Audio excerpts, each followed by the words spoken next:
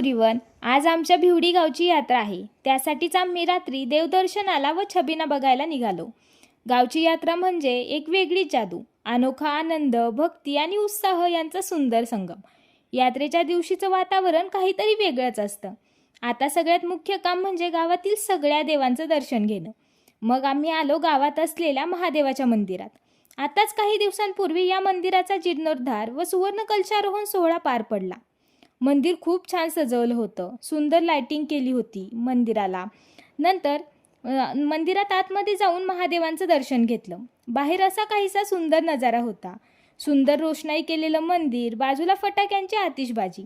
मला तर फटाके बघायला खूप जास्त आवडतात, म्हणून जरा वेळ तिथेच थांबून फटाके बघण्याचा आनंद घेतला. तेथून आम्ही नंतर विठ्ठल रुक्माईच्या मंदिरात गेलो.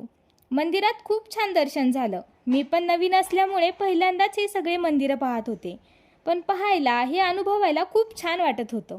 नंतर आम्ही सगळे गावातील मुख्य मंदिरात जायला निघालो. आमच्या गावात भैरवनाथाचं मंदिर आहे आणि त्याचीच ही यात्रा. चला आता आपण मंदिराकडे जाऊयात. मंदिराकडे जाण्याच्या रोडला खूप छान लाइटिंग केली होती. दिवसभर गजबजलेलं गाव संध्याकाळ होताच अजूनच खुलून येतं. मंदिराभोवती लावलेल्या रंगीबेरंगी रोषणाई लखलखू लागते. प्रत्येक दिवा जणू वातावरणात आनंद पसरत असतो. रस्त्यावर लोकांची गर्दी, गप्पा, हसणं आणि सणासारखा माहोल होऊन जातो.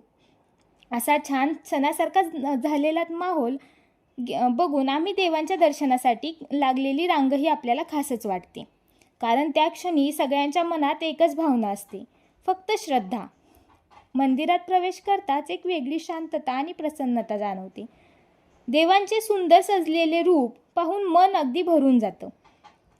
मंदिरात जाऊन दर्शन घेतलं. खूप छान आणि निवांत दर्शन झालं. थोड्या वेळातच ढोलताशा पथक मंदिरापाशी आलं.